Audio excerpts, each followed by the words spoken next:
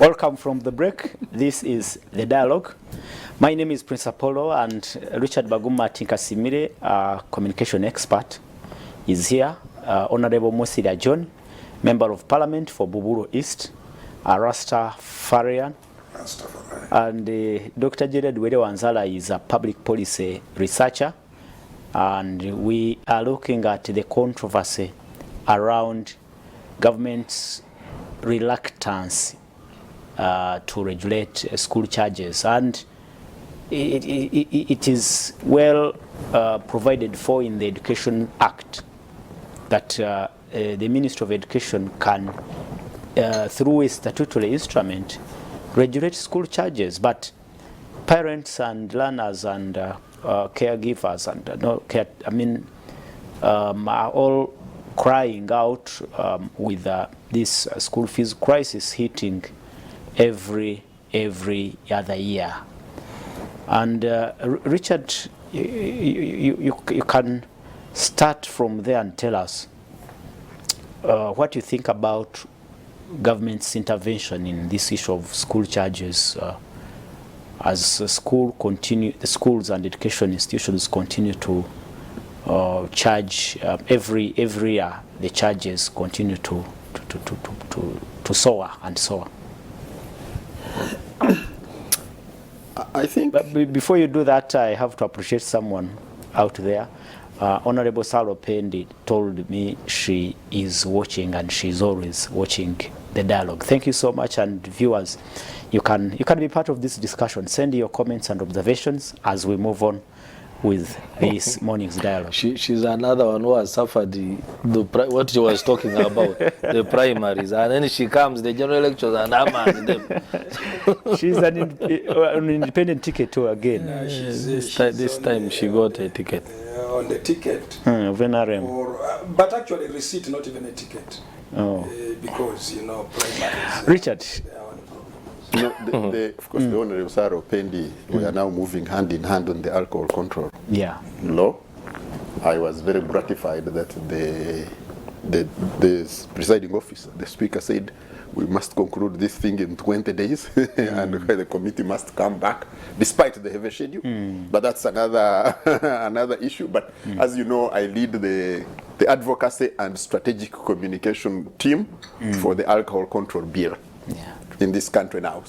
But that's another issue. But you see, this is what I wanted to say. I don't know whether you read my mind. That the government is behaving like a drunkard in relation to education policy. It's a drunkard will be moving backwards and forth and from side to side and seemingly does not comprehend fully what is going on. So government, in my view, has behaved like a drunkard regarding education policy for many years now. And you see, when you are dealing with a drunkard, you have to be careful about what they will do next. They have knee-jerk actions and reactions. And that is very interesting for me. And that's why it is very difficult for me to say that for particularly this government and the caliber of people there, the Honorable John is here, that I don't throw up to myself from government, as you always know. I always say, I don't say I am too far away, as if I'm not a Ugandan citizen or some hopefully right-thinking mind. That in this case, we really have done what we do, that the Constitution is a mere piece of paper. On the principles of education, that the Honorable has so well read like a school teacher he is, we have rendered the Constitution a mere piece of paper. The three objectives that relate to education in our preamble, we have not. Equity, quality, nothing. And so that is surprising. The second thing is that obviously the school business is a good business. It's a lucrative business, but it's also a high political advantage. We have seen a lot of people invest in schools, or those who are already investors in schools come to parliament or get political positions. Because just think about this country. this country has a very, very high population growth rate. We have a very high fertility rate. So we add probably 1 million plus children into this education system every year. Now, that's not small by any standard. Then, while we do that, we also do not allocate adequate resources to the education sector. But within the education sector, and I keep saying these things, we also don't prioritize the things that the Constitution commands us to do. Basic education. And then, we with impunity and criminality loot even what we put there. So these factors cannot help the everyday taxpayer. You see, if I'm not supposed to ask questions as a taxpayer over the money I give and it goes to the education system, and I don't see outputs. Value. I don't see the value. But you see, why do you then force me to put money there? If this is a private school, you call it private church, whatever it is, why are you forcing me to put there my money then? Because you are putting there taxpayers' money, you are putting there our money. And once you put it there, then we have the right to ask, don't tell me you're private. No. If you are private, then don't take our money. You're talking about government aided. Yes. Yes. Those are private. If you are taking taxpayers' money, then the taxpayer must ask questions about it. Yes. Don't say, no, but you see, I'm private. If I'm giving you teachers, I'm giving you laboratories, I'm repairing your school, I'm giving you capitation grant, I am giving you money for science, whatever I am, then allow me, please, to ask. You can't say, no, me, I'm private, but I'm taking your resources. So that we must. Now, to the parents, I want to disagree with Honorable over this thing of parents. I am a parent with children who go to school. I am not left with choices. The education system is examination based. My child can only progress when they get the grades. Yeah. There are those few schools which have the grades. Frankly, as a parent, what choice do I have? I will strive to go to those. I was with Honorable Semuju the other day on radio, on our regular program, and he was telling me how my friend came and went in to look for one of the head teachers of these elite schools. But he mentioned the 5 MPs he was with from this region who wanted to see that head teacher, and they failed. They were all lining up for places at that school. The colleague who wanted a place, we were able to secure this place. But the colleague was crying because he may not be able to pay the school fees. But this child, So there is a rush. this child had 1, 1, 1, and 2. There is a rush Distinction 1, distinction 1, distinction to 1, secure and distinction 2. vacancies in these so big schools. This is a distinction child failing To get a place. to get a place in the school of their choice. This is what we are talking about. So when we use the word crisis, we get condemned now. Baguma, you are being extreme, but you see what happened. What did you take this morning? You were bashing government. No, but it's a crisis. It's a crisis. That is for sure. And we must address this crisis. The crisis starts at basic, which the Constitution commands us to invest in. Basic education. You have 1 million entering basic education, primary school, and you have a few thousands exiting. Yeah. So where are the hundreds of thousands disappearing? And so when you have some people asking questions, they are not being anti-government. No, Apollo. It is not being anti-government. It is not that we as parents have choices and we are not exercising them. I am saying we do not have the choices. We all go to because what else do? I want my child to pass primary 7 and go to a good secondary school. What do? I must also go probably a route somewhere and be able to pay the school fees in that one school. I must bribe the teacher or the head teacher or the school bursar or whatever to get me a position in the school. What would you think is the reason behind this reluctance we see in government to even regulate school charges in government schools and government-aided schools. Yeah, but whose child goes to those schools among the people who make decisions? The children for those. Yeah. The affluent. They are not. The affluent. They are not affected by these. These are little things. They are not affected by these things. So for them, they have an opportunity to take their kids Wherever, just because they have. So this thing the privilege. Is not such a. They don't care. And then, I tell you, I keep saying this, as Ugandans, we have, and as parents, we have given up on asserting ourselves. We have given up. I tell you, I pay school fees for a couple of other children. I go to a Parents Teachers Association meeting, and I find myself as a problem because I'm raising these issues. I say, these are the questions I was asking. You ask us for a slasher, each senior one student. You have admitted from your records 163 senior one students. They all bring 163 slashers. Where is the storage capacity for 163 slashers every year in this school? Every student comes with a realm of paper. So this I don't want to mention you every school. It asked for 5 kilos of sugar for each child and 5 kilos of rice.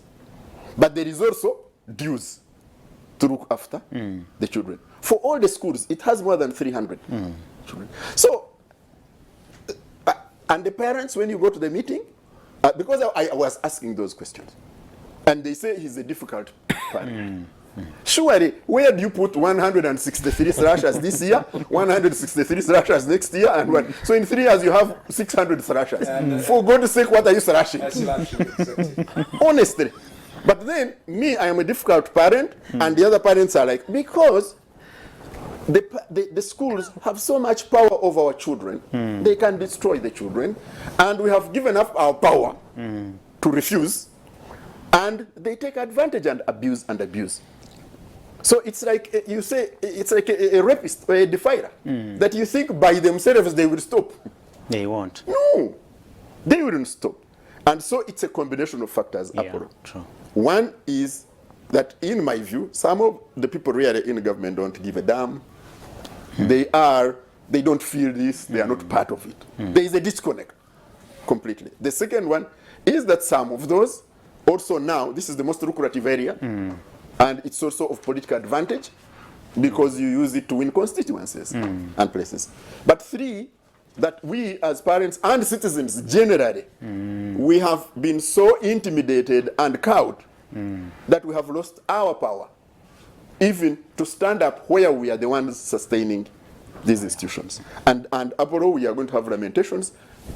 Even next year, I keep saying you bring the recordings. Even next year, next time we shall be lamenting over the same issue. School fees. Thank you. Viewers, the producer will run that number on your screen, 0701-609906.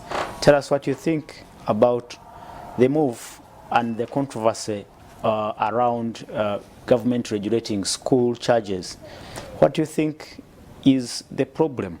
And of course, Dr. Gerald Walewanzara, we can now look at what else can we do if, like Richard said, the people who actually should be doing this do not care. Possibly they have a privilege of taking their kids to international schools, or where they can afford basic and quality education. What happens to this taxpayer, and what else? What options does he or she have? I would like to entirely agree with Richard that some of these things require self-consciousness, awakening. We are behaving like a very big accident has taken place, and therefore we are unconscious. We don't know what's going on around us. We need to be resuscitated. Because where did the power of the parent in the management of schools go? We don't sit in primary schools, we don't sit in secondary schools. And we are seeing these challenges everywhere. You know, we are not caring about the outcomes. Yesterday, we were having a discussion about the same education. My uncles, who started in the 70s, ended in primary 7, they went to teachers college, and they were some of the best teachers. Honorable here knows them. Samari, others, he knows them. They became some of the best head teachers in Bugisu sub-region. Today, a P7 person, when you look at the outcome from there, especially in the rural school, only knows how to steal a goat. How to steal a goat. How did we? They disturb him every time he stops in the training center. So these are some of the challenges we must really look.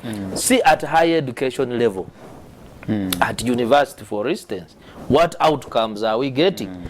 I was teaching in one of the private universities here, which I should not mention, but I was so shocked with the quality of students I found there in class. They cannot reason, they cannot even write a letter, you know, an application, they cannot. So what outcomes? What is the role of the government in the quality of higher education? Are we just turning these high institutions of learning into forums for prostitution? Maybe these are hard questions we need to ask That is ourselves. part of the crisis Richard talks about. Yes. Now you're bringing in the aspect of quality. As we speak about education outcomes are not and access. Exactly. You are also the outcomes outcomes. of education. Because it's not only about when we came in 1986, this number of children are going to school. Now we're having this number of... The literacy levels have risen. Exactly. It should not end there. We want to see what happened to the technical education. I know people, I know relatives who went to Elgon Tech, did a junior certificate, did the advanced certificate, and they ended up in the ministries with a diploma or a degree. Why have we abandoned those other channels, alternatives, where other children, like in PLOE, I was here, I told you that my district, Namisindwa, 28% of children got grade U. Meaning not ungraded. So where do they go? Now for us, we actually, I don't know whether we are privileged or not privileged, we are at the border. So some of them disappear in Kenya, and you don't know what happens to them after that. In COVID, when we closed schools, I remember Honorable Muzila here meeting parents. It was a crisis. Children were pregnant at the age of 13, 14. What has happened? 11 years. Exactly. What has happened to all those? Where are they? So we need to really think about education in a broader way, in a big way, not in a micro, in a micro way. Thank you. And viewers, these are messages coming in. He said, thanks for the show, but what government should do is to assist us, is to improve the government schools such that kids get the best, that side. And he says, I am Kakaire from Mukono na Mataba. Thank you so much. And lastly, what is very important before I stop.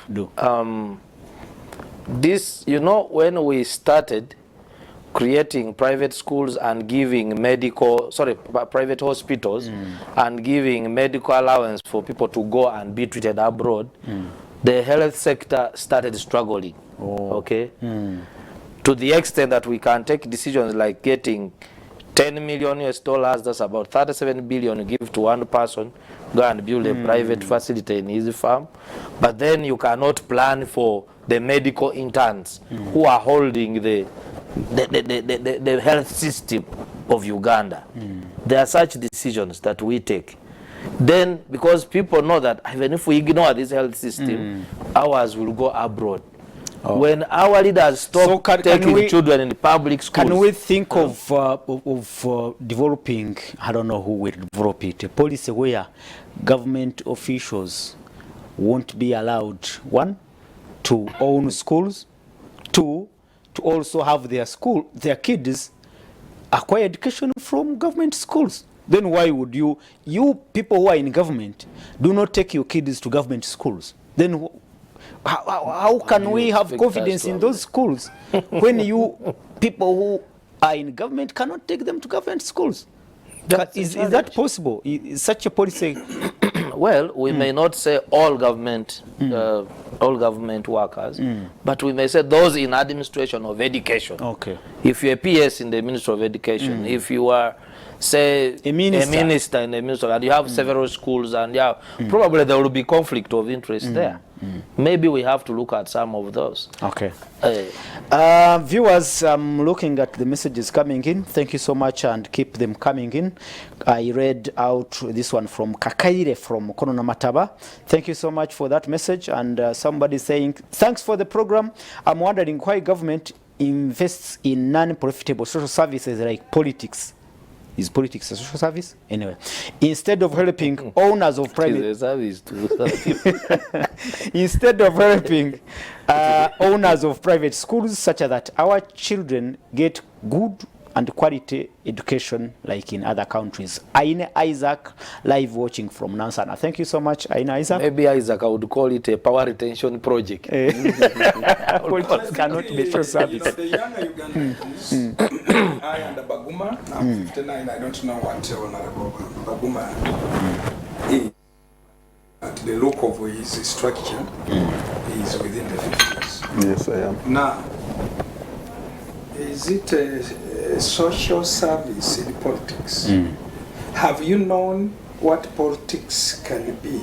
And why I said at the beginning of this program, Rasta believes in history. It is only our history that will shape our destiny. So you want a tumultuous political environment? Politics is about management of society. No, I think he is concerned about Yes, the money that is pumped in political activities. But I want to say, you have to have it. This is why Jesus said when a very expensive oil was poured on him, then one of those who would betray him later anyway says, why did they waste this very expensive oil? We should have sold it and given The poor. What was the answer of Jesus? You will always have. We'll always live with the poor. Yeah, they are there. Okay. Now, those of us who have seen the past, just like I read it to you, remembering our history, recalling our history. Isaac, my son. So it is important My son. to have politics right. Yeah, the Rasta can see the writing on the wall. Go back and read your Bible. Okay. The writing on the wall. Honorable, education, as important as it is to development, don't you think we have the authority in charge, authorities in charge, have betrayed this country? If you read from the Constitution and the objectives, they have not actually worked hard to ensure that those objectives are achieved. Isn't it betrayal to the citizenry of this country? Like I said, to our very good listeners, viewers, don't forget the Constitution. And don't read the chapters of the Constitution. Look at the aspirations, the aims, the objectives. Let me read it for you. Objective number 12. And to our viewers, if you allow me, Mr. Apollo. It's go good ahead. we are learning, and I can get a feedback about this. The objective number 12 talks about balanced and equitable development. Balanced and equitable development. Roman 1, the state shall adopt an integrated and a coordinated planning approach. 2, the state shall take necessary measures to bring about balanced development of different areas of Uganda between the rural and the urban. 3, the state shall take special measures in favor of the development of the least developed. We no longer shouldn't have the adage, we shall not wait for Karamoja To develop. It is Uganda. And if you can not develop them, then they will mess you up. They will mess you up. How many souls? I was shot 5 bullets when I was coming from Moroto down to Loreng Edward. There is a place called Kamusala, a very dangerous place, at 7 p.m. I stuck on the driving wheel, My colleague nearly died. We only two. You see? So, if you can't develop them, then they will come for you. Yeah, I think The that Common Man's Charter, one of the serious governments Of the time, UPC governments. UPC, Congress of the People. I keep this old thing. I don't want your ticket here, is it? Your TikTok. ticket here type. Why? Because an old man or UPC. the Common Man's Charter is for was it 1969? 69 has talked all about this, by the way. And if we could reflect and link it up with the 10-point program, which I am a product of 10-point program, and I have stuck to it all throughout today. It talks about the same. Now let me see the journey of NRM revision and revolutionizing education. Yeah. When I was entering university in 1989, October 18th and then 89, Professor late Senteza Kajubi had actually advised the government through, and you know how professors do, he knows, through a very good paper. The white paper. Yeah, white paper. which was taken up. And Kajubi, Senteza Kajubi's Report. proposals were later on enshrined in what we called the 1992 Education White Paper. Now, this is what we have been almost attempting to implement all along. For example, at the time, how many children were going to school? I want people to look at this. Don't think of quality and yet you forget about quantity as well. This is what the Constitution is addressing. Basic. Yes, we may have quantity, but we must also think about quality over time. Now, but let the children of Uganda go to school. This is what the NRM government has been grappling with. Possibly remembering his own history as a peasant president. President Museveni, who worked with a Kaliko to Chamate Primary School with his colleagues, goes back. Like Musila, who sat in the classrooms every Friday plastering with cow dung. With cow dung. We did that during the 70s. Yeah, even we. Our chalk, all our teachers would tell us to go and shape dry cassava and bring to school. That was our chalk. I am here. I'm not good in English. Honorable Sarah Pendi, I'm happy my younger sister, son, daughter of Tienga Dola, that you are watching this. Now, the journey of the White Paper, 1992, forms part of the Constitution on our objectives of education.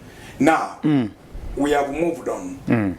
First, quantitatively, can we accommodate the children of Uganda? We design education policies and structures, school facility grant. Can we recruit so many teachers? Can we do what? That kind of thing. You get me right? But you see, Honorable. Now, today where we have reached, we are right to talk about now quality. But even while he was talking about huge numbers of children going to school, the concerns are clear that even the dropout rate is also alarming, and even the quality of the output, the value we get from education is also minimal. So that is the crisis I think these gentlemen are talking about now. I and Dr. Wanzara come from the border with Kenya. Let your own child, and what are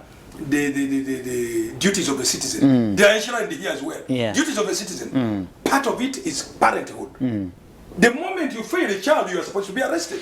Like my brother Baguma saying, you should be a candidate for prison. And let me say this, because you know this is about comparisons, comparatively. In Kenya, there is what we call a mukasa, a chief at village level. Let your child not go to school Monday.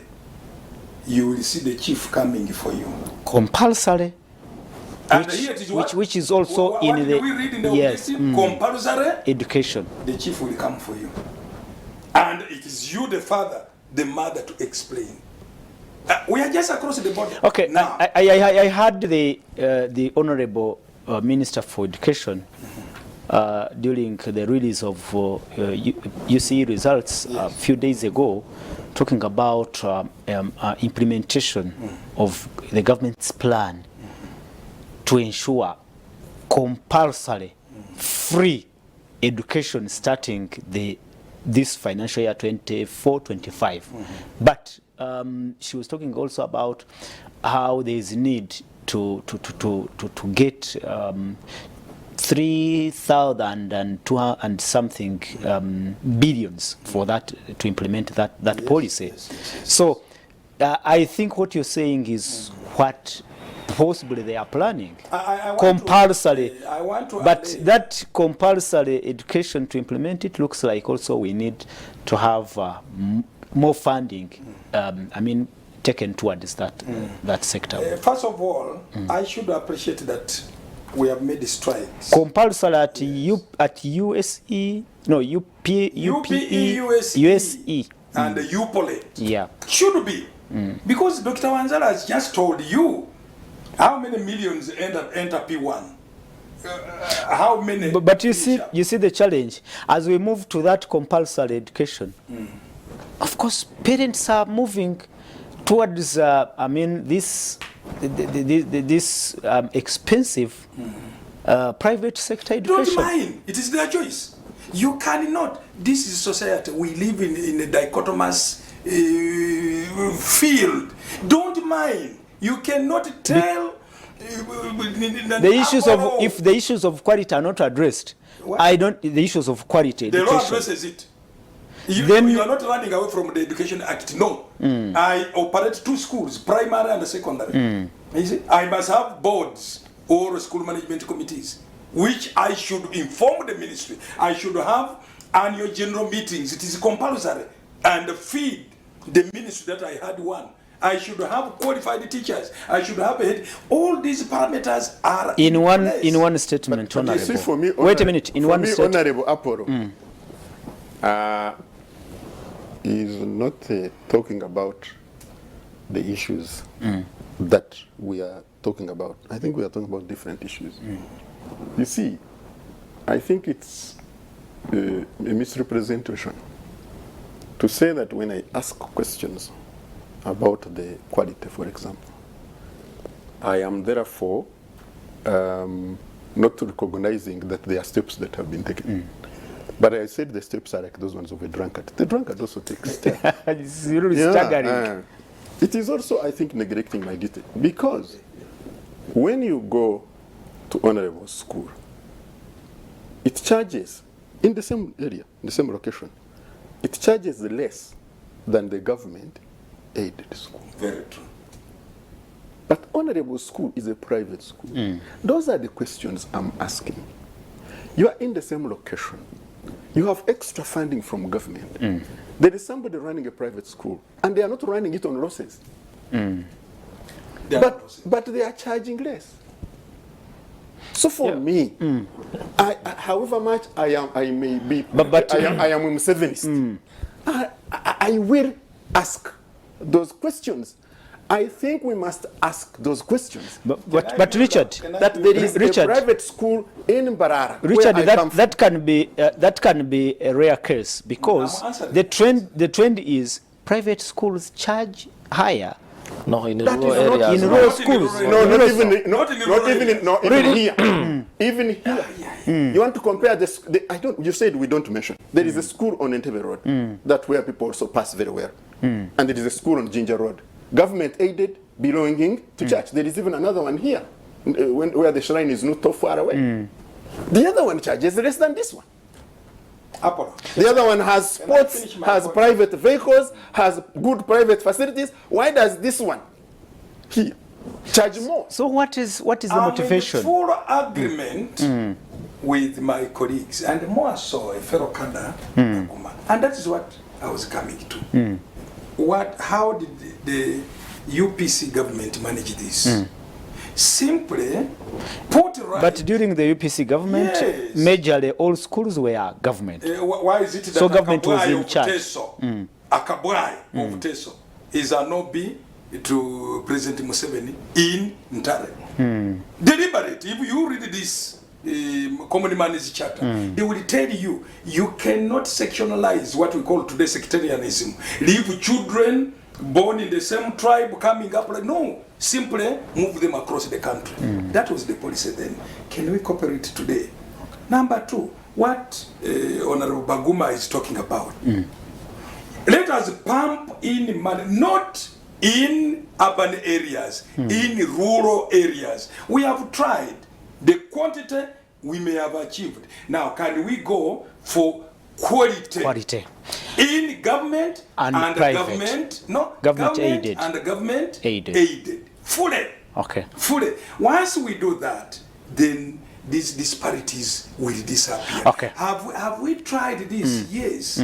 Rural electrification, whatnot. You move to my center in Bumbo. There is electricity. Nobody needs to go to Mbale. Nobody needs to go to Mbale from Ububutu. They have electricity. They have water. All these amenities are there. So once we empower the rural area fully and deliberately, like Rwanda has done, like Kenya has done, all these issues. So, Honorable, you seem to say that it is work in progress. Yes, it will get it's work better. in progress. We don't have to keep, condemning and becoming prophets of doom on everything. No, but the curriculum, the outgoing curriculum, I am happy that the new curriculum is coming. Only that.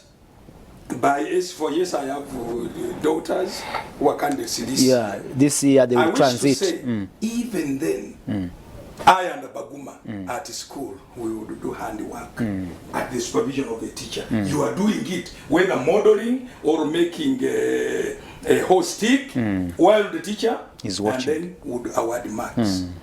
During where did that go?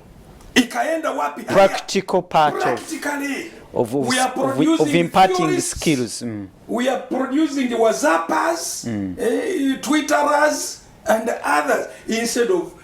This is why a young man in this place, how they call it, where they fabricate so many Katwe, is far better. Yeah. Extremely. Than a graduate. Hands on. Comparative educational systems, German, Japan, and others. He's a researcher.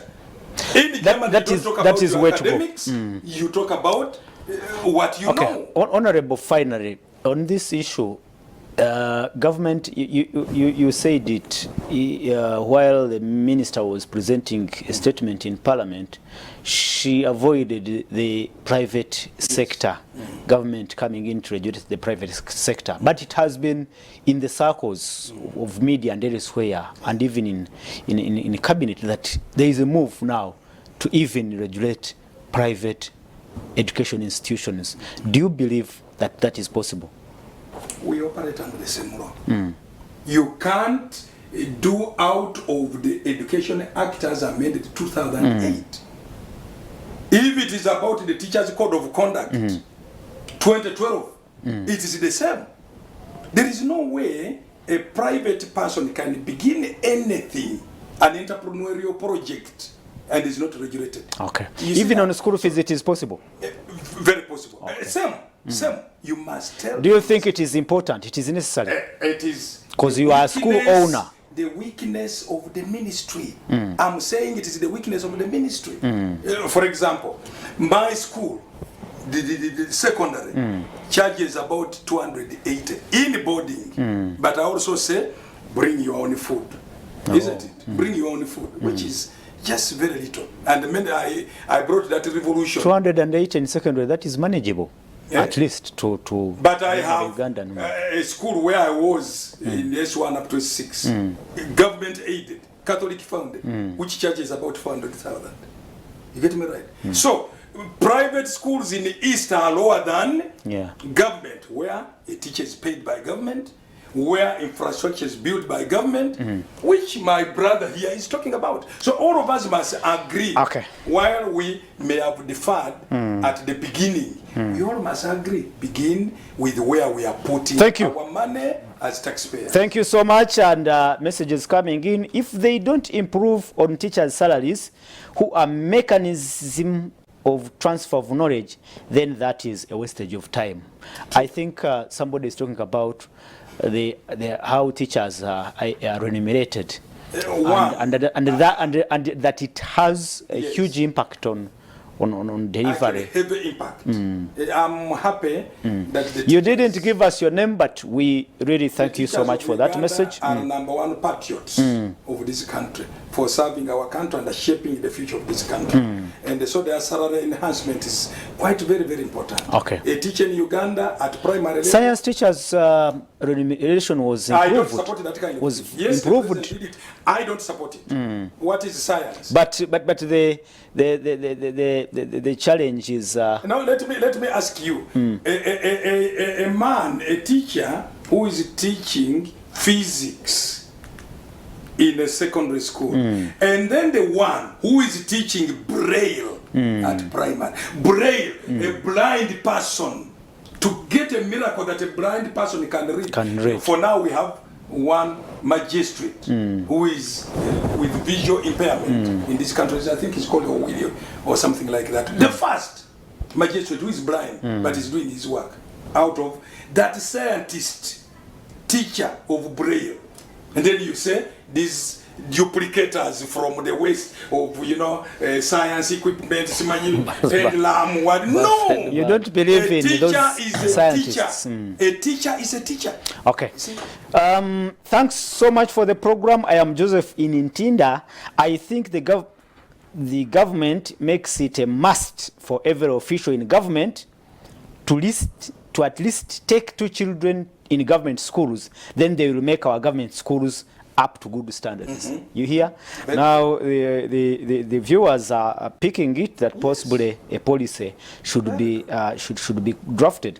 But how can the MP in the studio talk about quality education if in Parliament they have never thought of increasing teachers' salaries, who are mechanisms of transfer of knowledge? I am James in Fort Portal.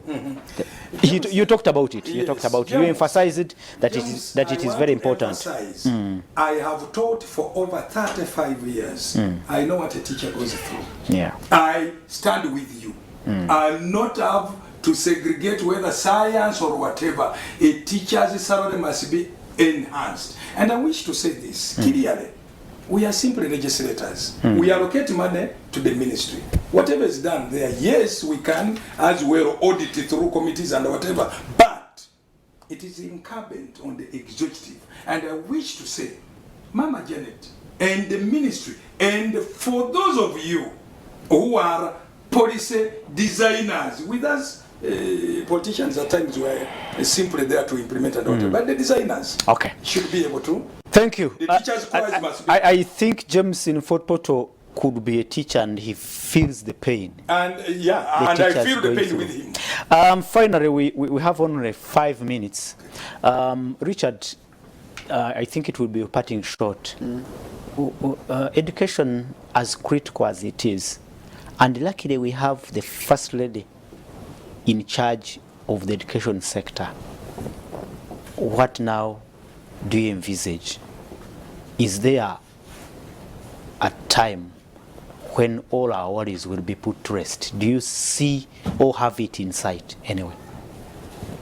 I think it would be utopian to expect that all our worries will be put to rest. I am not sure about utopia. But what I envisage in the near, in the immediate and probably short-term thing is more of the same. Wow. I do not see anything that gives me indicators that anyone will move or change anything. I think we shall have lamentations. We are excellent at doing that. I think the fees will keep going. I think the abuse of the education, of the resources that government puts in education will continue. I have talked about ghost teachers, ghost schools, ghost everything. The Auditor General will come back with ghosts next year. I think that the powerlessness of the teachers is general, is part of the general dispensation we have, will continue. And so to expect that is going to be any really big change, I think is to be too optimistic. And finally from you, there are people, actually section of Ugandans who think that in this liberalized economy, government has no say in the charges, especially in private schools. No, I have lived out of this country. The most quote-unquote liberalized democratic have the strongest social investment programs, welfare programs if you want to call them. I think government has everything to do with managing the cost of living over the people it presides. Thank you so much, Richard. Thanks, comrades, for the program. I am Kadu, a product of AME Schools. Really, government should indeed regulate school fees. How can a school charge 4 million shillings? Dr. Jedad Wanzala, your parting shot. I will reflect on Thank you so much, Kadu. what Honorable said. One was, he talked about the compulsory, the plan to have compulsory education. And he gave the example of what happens in Kenya. Kenya has preserved that old chief, okay? Like my grandfather, Emmanuel Wanzala, who used to rule a parish, me up to down there, and he would go and arrest people who have no latrines and so that, and he takes them himself with one local administration police. In the current administration, the LOC system we thought was more democratic. First of all, we find among the leaders they are thieves. You find the parish chiefs now we have don't have any power. They end at escorting people to receive PDM, which they call parish drinking model. I was so disappointed recently. They call it parish drinking model. You know, now in such a state, I'm worried if even that compulsory education can work. Then lastly, Finally. He mentioned the role of a parent in education. For me, I'm more worried, especially at UPE level. We talked it here, that government school fees at UPE is 5 chapatis. I use the example of the value. That I said 5 chapatis cannot pay for a child successfully. And so a parent must have a role to play. But we go because of politics and say the parents should not do anything because children will run away from school. I believe that is wrong.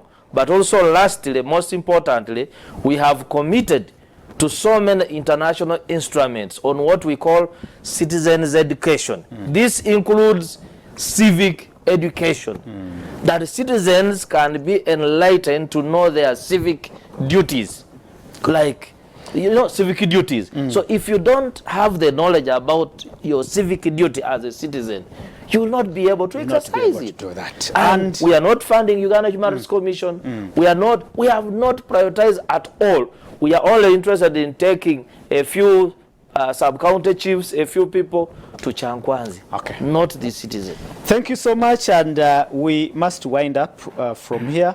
Paul in Busabala, my girl is going to some school in P2, and you take 6 bars of White Star soap, 1 kilogram of Omo, 10 packets of TP, 1 rim, and other things. I am worried. Thank you so much, and you must be worried as every other parent in this country. That you don't have to mention the school.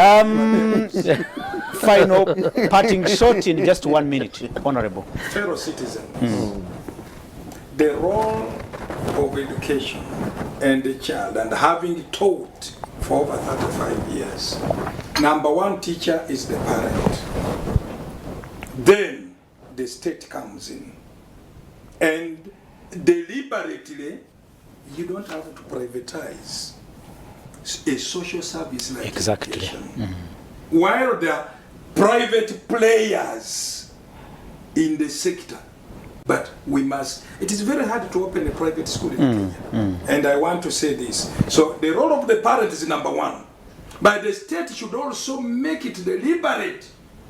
A parent who fails to take a child to school should be in Rusira actually tomorrow. Tomorrow. Okay. That is the thing.